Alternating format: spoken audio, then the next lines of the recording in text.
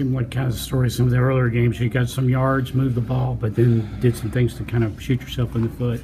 Yeah, I mean, we didn't get any points out of the yards that we had, which, I mean, for whatever reason, you got to go back and really look. I mean, we had some foolish penalties down there at one point, and then I thought we had some opportunities to get back, at least into the game, but you can't trade field goals for touchdowns.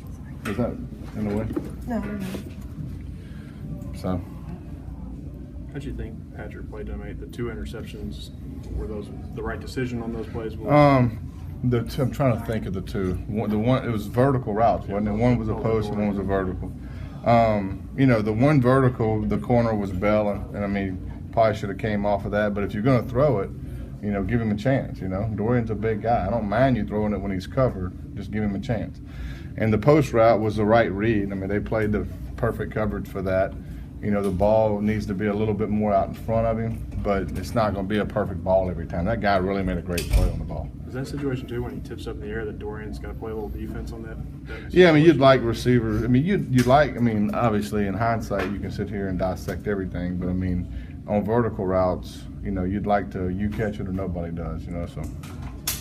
How do you avoid panic after a game like this where things sort of have all systems failure at certain points? I mean, just go back to work. I mean, you do it long enough, and it's just you're going to have your ups and downs. And so, I mean, this is obviously not what, not the way we wanted to go out in this game. You got to give a lot of credit to them. They're a good football team. They played well, and top to bottom, they were better tonight. Better coaches, better players, and we just have to regroup. And kids are resilient. They'll bounce back. There's no doubt about it. And we just have to understand that going on the road and getting a win isn't the easiest thing. And so we have to really just take advantage of some opportunities. That was the one thing. I mean, we drove the ball fairly decent early, and then we weren't getting anything out of it. So they came into the game with a lot of tackles for loss, and you had a bunch of negative yardage plays in the first half. Yeah. Was that just something? Are they like a feast and famine defense? They really go for penetration to try to get those yeah, negative yardage their plays? front 4 guys are really good, and so I mean they're.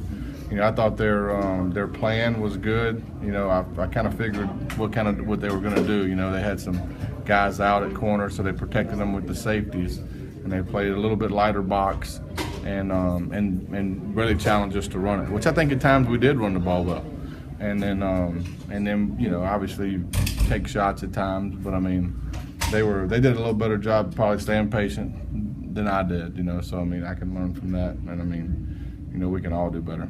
Boom was so successful early. I think he had a bunch of 20-yard carries there at the beginning, but then like 4 in a row, they stopped him behind the line, or 3 out of 4. So what changed? In those I mean, they're going to make some plays, guys. I mean, they're a good football team, and so you can't expect to have 20-yard games every play. And so, it's give and take. And so we're trying to continue running the football, and there's times where and Boom gets tired too. I'd like to hand it to him every time, but I mean. The kid gets tired, and so we were trying to do some other things. You got to mix it up, and we just wasn't consistently just putting the ball in play and moving the chains. So I know it wasn't under the best circumstances, but was it kind of nice to get Drew in there and just? No doubt. Yeah, I thought he went in there and did some good things. No doubt. It was good to see him in there. Looked pretty poised to me. So. What did you see on that sequence right before halftime when?